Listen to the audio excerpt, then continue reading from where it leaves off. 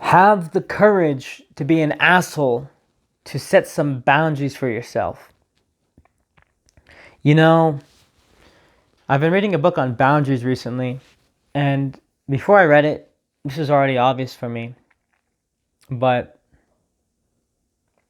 I think a lot of people struggle with this part of boundary setting where we worry way too much about what other people think of us. But the fact of the matter is, anytime you're saying no to someone else, it's probably because you're saying yes to yourself. And with that, you have to have the courage to assert your view of reality onto others, where you tell people how to exist around you. What is acceptable existence when they are in your presence? You almost have to think like a king to really set some boundaries to get the life that you want, especially when it comes to taking control of your time. You know, I had to learn this, in the past coming months where, my time is one of the most important assets for me. And so many people, especially family members and close friends, will try to steal that. They will try to steal that away from you.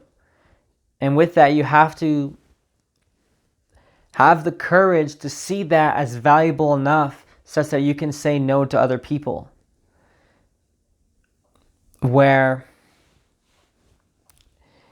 you realize that if you don't act like a CEO that has like little time for anyone, then you won't be able to have time for yourself.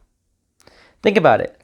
Imagine if you were like a big exec, a big wig, up there CEO where everyone's trying to get your attention for one reason or another.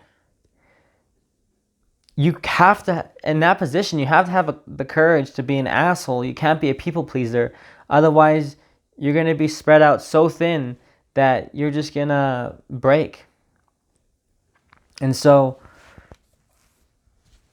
one of the best things you can do for self-care is setting time boundaries with other people such that you have dedicated hours to yourself, such that you can recharge and you can work on what you want. Especially when you're really in a position where you're just trying to build yourself and you're not necessarily in a position yet where you're trying to serve others and whatnot as much yet. You really want to maximize the time you have for yourself such that you can work towards building yourself into someone that is valuable enough to give to the world. But that takes courage to set that kind of boundary. And the reason why I like to word it like, you have to have the courage to be an asshole is because that's what people might label you as when you start setting boundaries around what is acceptable for you. When really, instead of you being an asshole, it's just you having some standards. And I think that's lost on so many of us because we are so attached to being accepted, where if we're not accepted, it's death, right? It's primal. It's where we will be a people pleaser, where we are not able to create time for ourselves. A people pleaser is someone that lets everybody else take up their time when they don't have any time for themselves, right? They'll do stuff for other people even though that person doesn't want to. Whereas someone with healthy boundaries and good boundaries and a lot of self-respect, they are able to say no to anything that they don't like. A lot of times we will feel obligated to, hang out with a family member or hang out with a friend, whatever, because we don't want to seem like we are mean right? But you have to have the courage to set the standard for yourself that you don't even waste your time with people that are wasting your time. Any time that you're not enjoying, where it feels like a chore to be around these people, they are wasting your time. And you need to have the courage to walk out on that. Naval Ravikant has written about this certain behavior he has exercised, where he would just, as soon as he felt like the meeting that he was in or whatever wasn't productive to him anymore, he would just walk out abruptly. And I almost encourage that kind of crass behavior if you really want to learn how to set boundaries for yourself and really learn how to control your time. If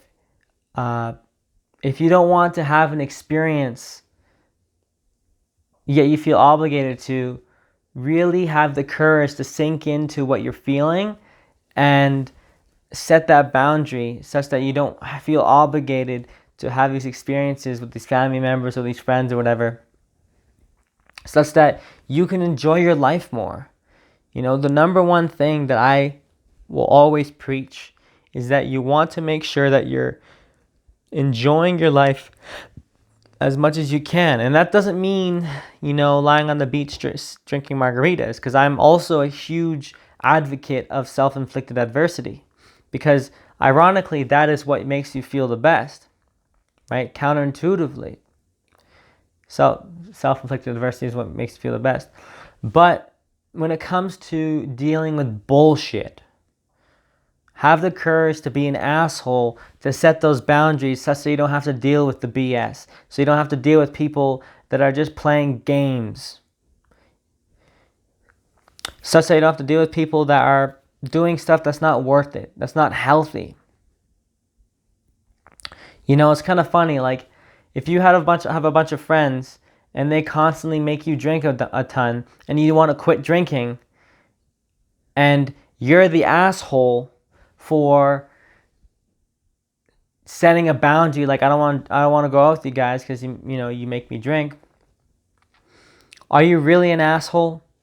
Right? So in reality, you're not actually an asshole when you set these boundaries. You just have to be willing to be an asshole in the minds of these people that are demonizing you for not following through with their selfish survival agenda. Right? In reality, when you're an asshole to them for saying yes to yourself, you're not an asshole. You're just a person with self-respect. And so I encourage you, wherever it is in your life, to embody that self-respect, to really lean into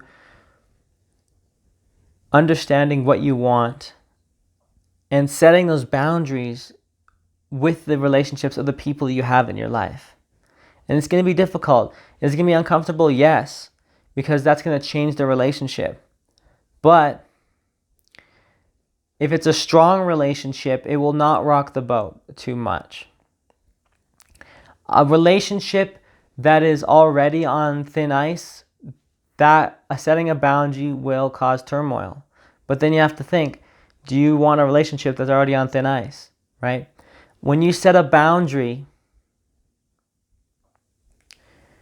you need to understand that it will always strengthen the relationship, because it will make something that is festering under this, under the covers, under the skin, something that is festering in the background. It'll make something explicit. And how strong your relationship is will determine how well you will be able to implement the boundaries that you want to implement. But it starts with that initial courage.